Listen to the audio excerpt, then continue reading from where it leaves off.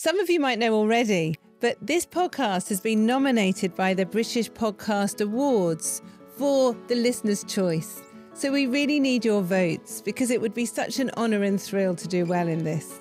So if you go to the show notes and click on the link, it won't take you long. Please just vote for us. Thank you so much. On my podcast today, I've got Dr Jack Mosley, who's a GP registrar and an author. He's also the son of the late Dr Michael Mosley. We have a conversation about nutrition, about GLP-1s, what they're good at doing and what perhaps they're not so good at doing. And we talk about fat, the role of fat, how it can be detrimental for our future health, and also obviously talk about hormones. So it's a great conversation. Hope you enjoy it.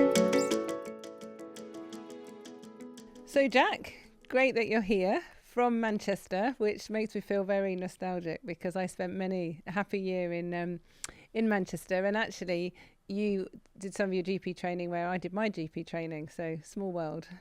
Yeah, and thank you so much for having me. And like you were saying, we've worked in some of the same hospitals, some of the same GP practices as well, which is very interesting. But you know, medicine's really changed. So it was 25 years ago that I became a GP, and you know, we had a bit of obesity, but not much. The NHS was not on its knees as it is now. We've always been really holistic in our care, but now it's just everyone's shattered. The system's broken. And I was in hospital a year ago when my middle daughter fractured her pelvis, and I was really shocked by not just the patients, really a lot more overweight than patients that I looked after when I was in hospital, but the staff as well, actually.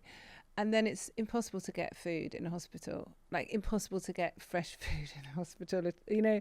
So the system is set up to fail us in the way when we're thinking about obesity and being overweight. It's so easy to put on weight, isn't it? Without a doubt, I think we live in this toxic food environment. We're surrounded by these processed junk foods wherever we look. And these foods they're designed to be addictive, and they're designed to overwhelm our natural satiety sense and that, sense of fullness. And like you say, it's actually very relevant for the NHS on so many levels, and not just the patients, but the staff too. So when you go to hospital, a lot of the canteens, they're very beige food. Yeah. You've got vending machines all over the hospitals. So especially when people are so stressed, they're not reaching for the broccoli. They're not reaching for the veg. Yeah. They are reaching for, those unhealthy snacks like the Mars bars, the chocolate bars, the crisps. And it's easy to eat badly. I've always looked at my diet, but I wasn't taught much at medical school about nutrition. Most of what I've done is I've learnt myself. But I had pancreatitis a few years ago and was really ill. And I really, really then looked at my nutrition. Was there anything I could do to help the pain and discomfort I got after? And then I have migraine as well. So if I ate a ready meal, it would trigger a migraine. So I'm sort of lucky and not lucky that I can't just eat awful food. But it is so easy now, more than it ever has been. But sometimes it's when we have something that happens to us and we realise that we feel so much better eating well, then it spurs you to think about your patients. And I know, your late father, Michael, was an incredible man, educator, like just the way he thought beyond the box. But he had an experience, didn't he, where he changed his nutrition and looking at type 2 diabetes and trying to prevent disease as well treat disease with food, which was a bit out there when he was started to talk about it, wasn't it? Yeah, without a doubt. So he famously was able to reverse his own type 2 diabetes through diet, which the medical establishment at the time thought, type 2 diabetes is this chronic condition. Yeah. You just take more and more pills and eventually end up on insulin after around 10 years. Yes. He was able to lose around 10 kilos. It's a lot of weight, isn't it? Yeah, no, it's a significant amount of weight. And a lot of that weight goes, initially actually off your liver and your visceral fat. Yeah. And he was able to lose that weight and keep it off and stay in remission of type 2 diabetes. And I think I completely relate to this. Having that own personal experience makes a huge difference. In fact, I've always been quite skinny. I thought I couldn't put on weight, but when I started work as a junior doctor, I managed to put on 15 kilos of weight within the first year of working as a junior doctor. And like I said, it comes back to that. It's that you're very stressed as you don't know your place in the hospital. I was commuting to work an hour each way, munching on sweets. And again, eating beige food in the hospital, eating celebrations given by really grateful patients. So easy on the wards, isn't it? Exactly, no, without a doubt. So I think it's so easy to put on weight in this day and age, and I think that's a lot to do with the environment, really. So that's a lot. I mean, I know you're tall, but that's a lot of weight. And so, how did you lose it? I lost it just by making kind of small changes over time. I started cooking some of my own food. I stopped eating sweets on the way to hospital. And, I think I was lucky that my parents taught me quite a lot about, cooking and eating well and that sort of thing. So I didn't make any drastic changes, but I just, made a few small changes and I'd kind of stopped exercising as well, which I think was adding to my stress. It's interesting because obviously your mum's amazing cooking because she's devised so many recipes and everything else, and it's very easy to look at your mum and dad. Your mum's really lean. She's probably got a very good metabolism as well, but knowing your father in later years, he just looks so healthy and lean, so it's easy to think, oh, he's lucky, but actually he worked at it and really changed his nutrition, didn't he?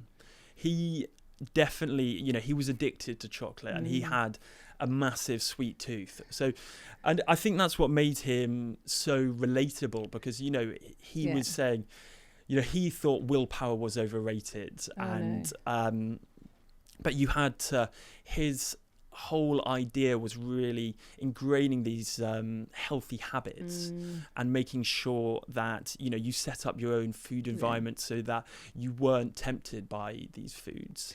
He, like I say, he famously ate all our chocolate eggs. This was before he changed his ways, but he was definitely a chocolate addict, and he just managed to really change his diet and lose his weight and keep it off. And I think that's what was made him so inspiring to people. And I do think, as a doctor and a patient, as patients, we have to have responsibility for our health. We can't just expect people to medicalise us and treat us all the time. And I mean, I used to have really sweet tooth, and I've never been particularly overweight, but I was bigger as a medical student than I am now, and that's probably because I was drinking alcohol, which I don't drink now, and eating rubbish, like you say, on the wards. You're doing on call, like what else do you do? It's really difficult. So you go to the vending machine, you get some stuff from the the nurse's station if it's 3 a.m. and you just want to keep awake, and then having 3 children when you're awake, I just didn't look after myself in the same way. But then you start to feel better, and now my blessing and curse is migraine because it stops me eating junk food, and I have to be really prepared. I always make food, and I always have it in a little yogurt pot, so I'm out and about and I've got something there, or I've got nuts or whatever as a snack. But for most people it's not so easy, and I can see, whenever you go and fill up with petrol, like there's nothing that I would eat in those places or drink actually, other than maybe some water. But it's impossible often for people to access food. So we do have an obesity crisis, don't we? We definitely do. And like you say, well, for you, I mean, you've gone through some horrible experiences. Like pancreatitis is extremely nasty. Migraines are very, very nasty. To some people, can leave you incapacitated for a few days. I think, not everyone even knows how big a role nutrition does play in that, which is interesting as well. And the petrol station example is so relatable to everyone, because how easy is it to, how hard is it to go to the petrol station and not pick up that bar of the sweets or the chocolate bar on that long journey? And I think it's also interesting when you are stressed. So, stress serves a useful evolutionary benefit, especially in the wild, because you get that sugar rush and you're prepared for the fight or flight. But when it's chronic, then you have that constant sugar in your bloodstream and the cortisol. It can really lead to these maladaptive eating habits, and that, like what you were alluding to, is either a vicious cycle or a bit of a virtuous cycle of when you're not feeling well and when you're feeling stressed, you can, you eat rubbish, then you feel worse, and then it gets into this vicious cycle. And it's very hard to get out of it.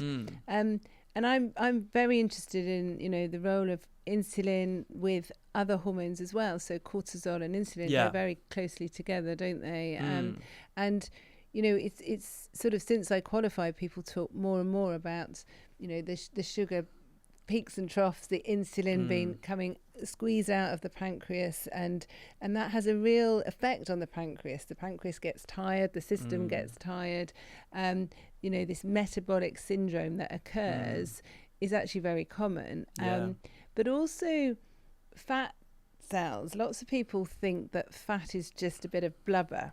And you've already said something about visceral fat, so the internal fat around our hearts and our digestive system is very different to the fat on our externally, sort of on our thighs or bottoms or whatever. But fat is metabolically active, isn't it? So you've got those, some of the two kind of key fats that we talk about are so visceral fat, which is that nasty metabolically active fat that clings to your organs and causes, it clogs up your liver, it clogs up your pancreas, and can lead to all sorts of health problems like type 2 diabetes, but can also lead to, cardiovascular disease, heart disease, stroke.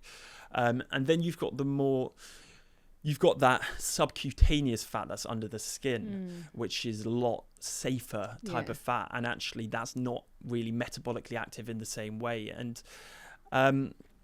there's a kind of concept of the personal fat threshold, where people beyond a certain weight, that fat kind of starts overspilling, so it goes from the subcutaneous fat and starts clogging up your belly, really, and that's really the dangerous fat.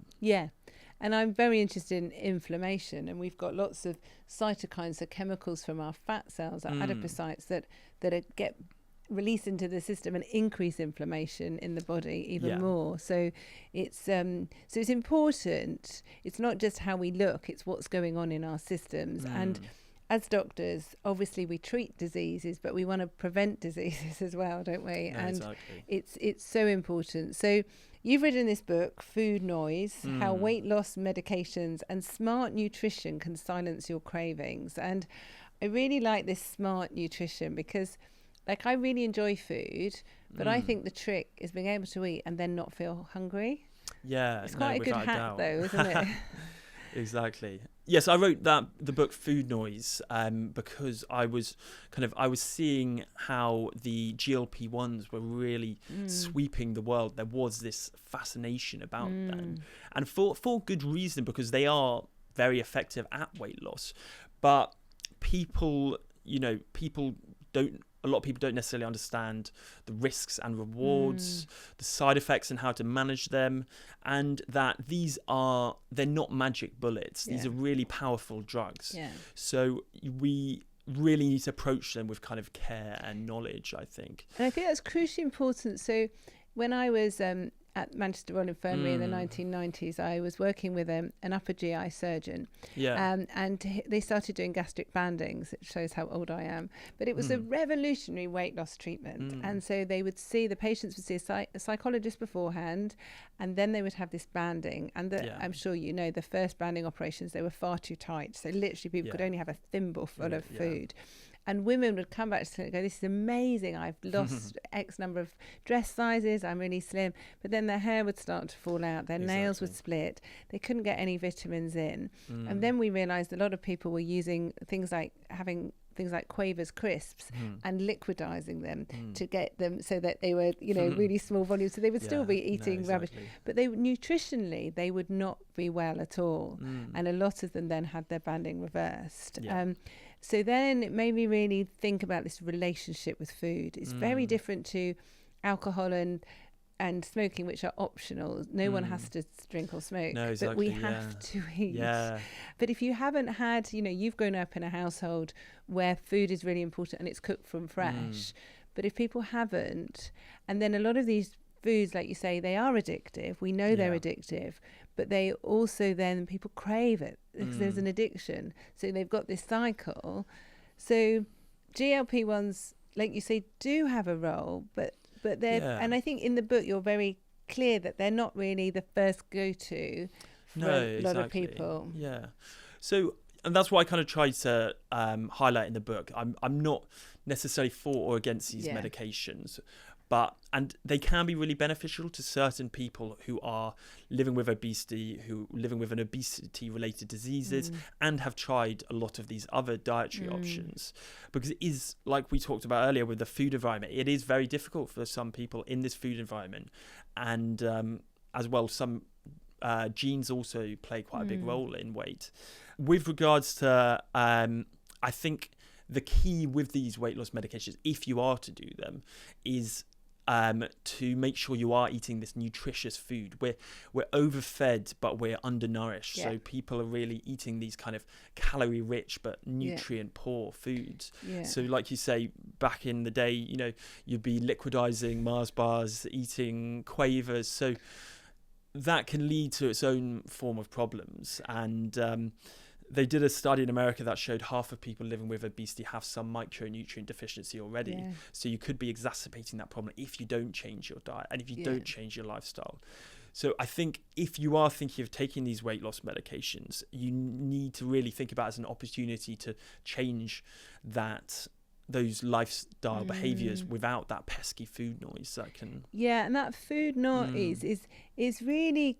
can take over a lot of people's lives. And what some people who I know who have taken GLP-1s have said that they just don't feel hungry and they love it, but then they don't go out to the restaurant, they don't go to people's for supper, or they've had to adjust the amount that they eat, but then they're not enjoying food in the same way, and that can be really restrictive, actually, can't it? Yeah, I think it's a very interesting time that we live in that already people are probably become a bit more socially isolated. I think food is a very binding experience. A lot of our socializing does revolve around food. So once you remove that, then that could be an issue. And especially, people may not be going out for dinner. They may not be doing dinner parties in the same way, that sort of thing, or even having a kind of family dinner in the conventional way. So there are, this is going to have a massive impact on the whole of society, I think. Yeah.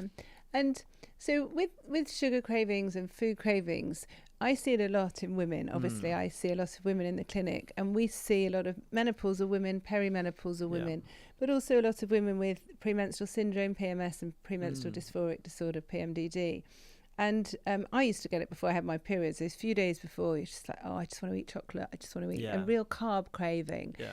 And I thought, maybe it's just in my head. But then my period would come and I'd feel fine, and I wouldn't need that in the same way.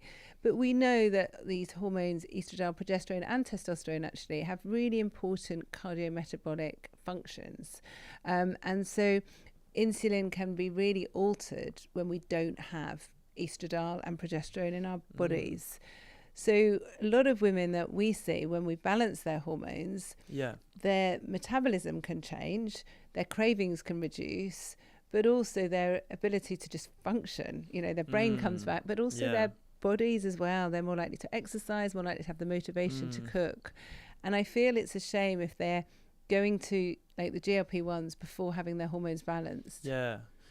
I mean, it's really, really important because, like you say, that period around perimenopause and menopause, your hormones completely change, and the decline in estrogen and testosterone and progesterone, they can have big effects on you, especially changes in body composition. So we kind of talked about that visceral fat and the subcutaneous fat a lot. Before menopause, a lot of that fat is more stored in subcutaneous, but it can kind of navigate to visceral fat through menopause. Also, things like muscle loss can accelerate at menopause. And other things like osteoporosis. So that's where these GLP-1s, there are some beneficial effects potentially if people are able to lose weight on them. But then you also have these other factors. Like, we know one of the risks of GLP-1s is that a significant amount of the weight you lose is muscle or lean body mass.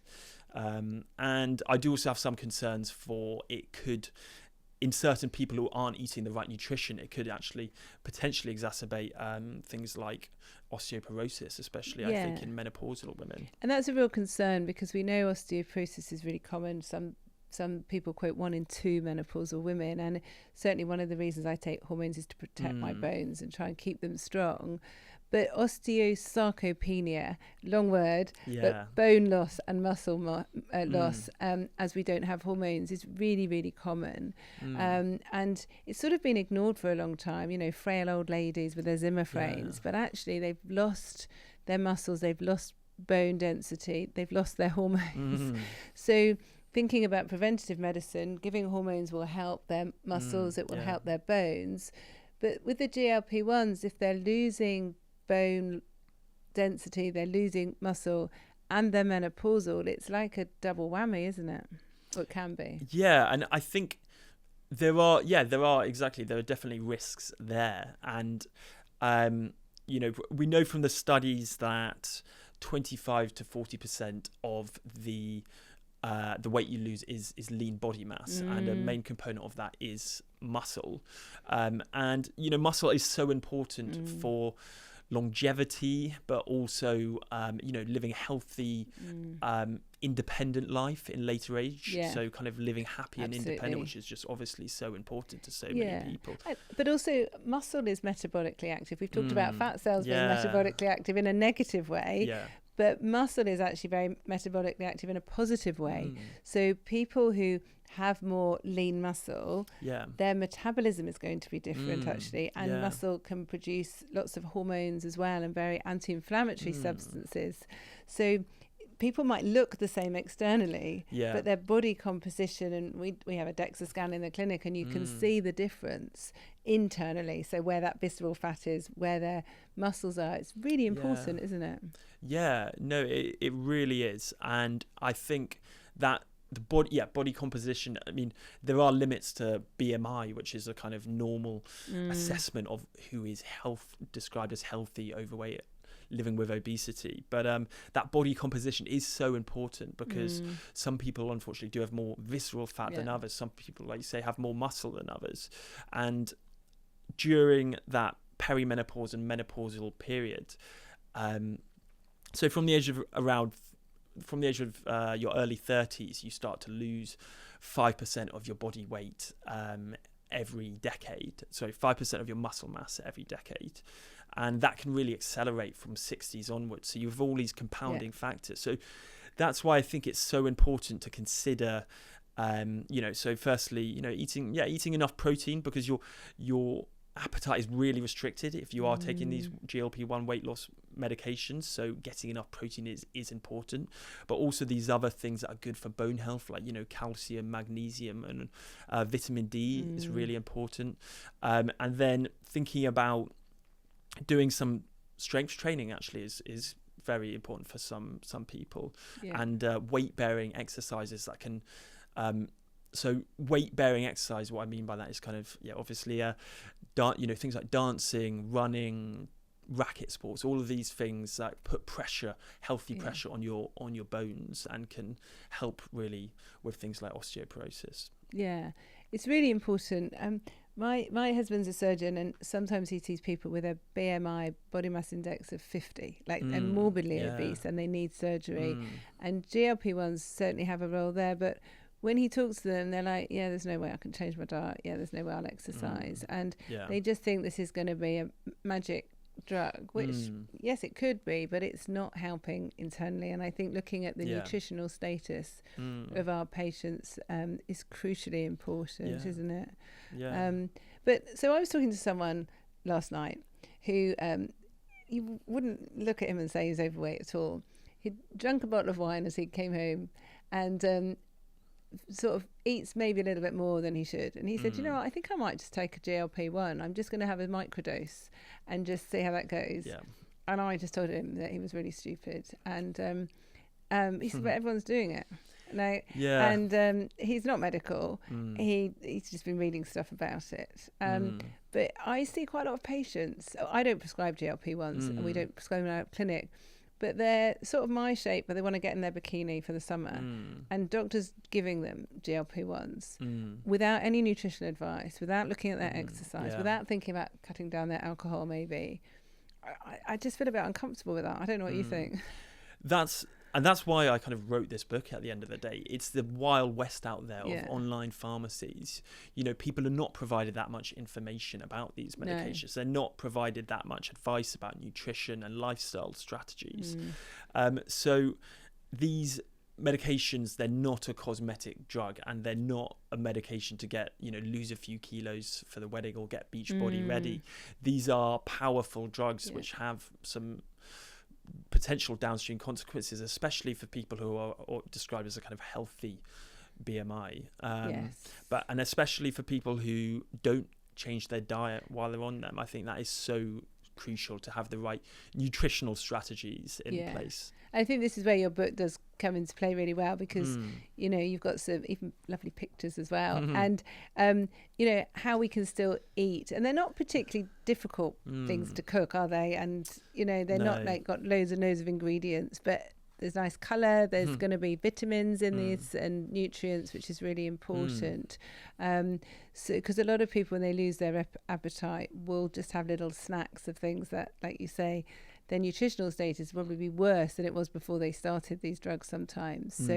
So what you're really saying is, if you are going to take them, it has to be done in conjunction. Well, I would say with hormones, if they need hormones, but that's fine. You agree with that? But looking at nutrition as well is crucially important, isn't it? Like you, I would say, I'm a kind of, diet first approach, because I think that is clearly very, very important. And there are kind of several ways of doing that I kind of discuss in the book. But like I say, for some people who have really struggled with their weight, they can be beneficial. But I just think you do need that right dietary approach. And like you say, I think there's lots of other factors involved in weight gain, and hormones are clearly a massive factor in that. And for men as well, there's quite a lot of people who are younger as well that have low testosterone, and they've got into this cycle. And in fact, I saw a lady in my clinic on Monday who'd had really bad PMDD, premenstrual dysphoric disorder, and she had low hormones, and I'd given her some hormones.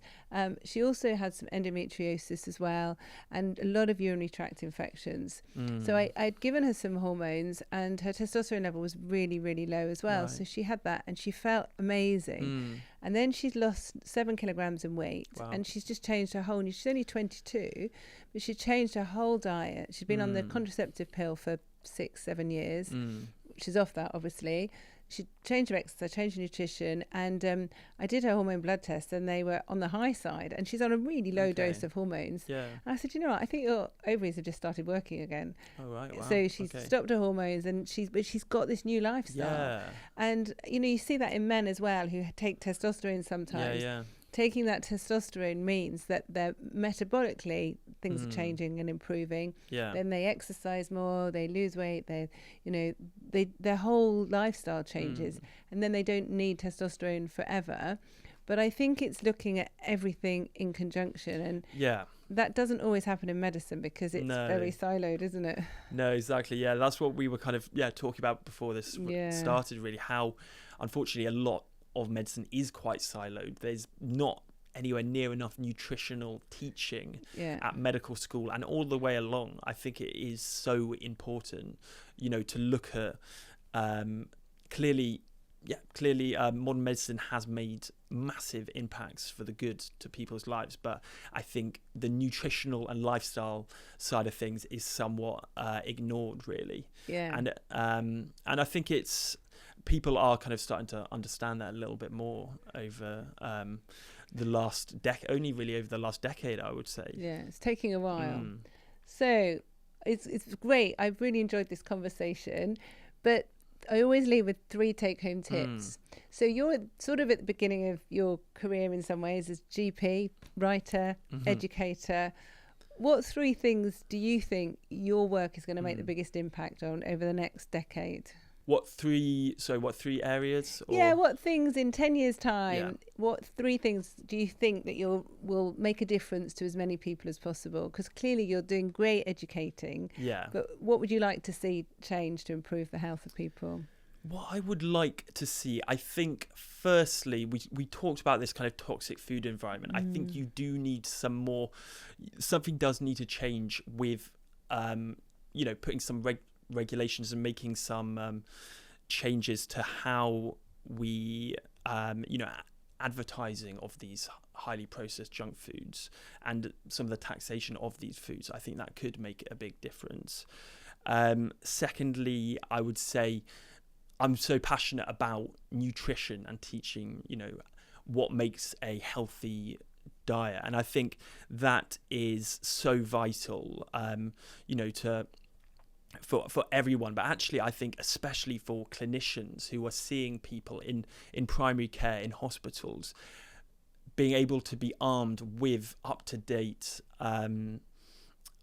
understanding of how these things work is so important. And I think thirdly, these GLP-1s, they're not a passing fad. They're not going away anytime soon. So I think we need the right advice and the right information out there with how to deal with them and how to use them safely and effectively.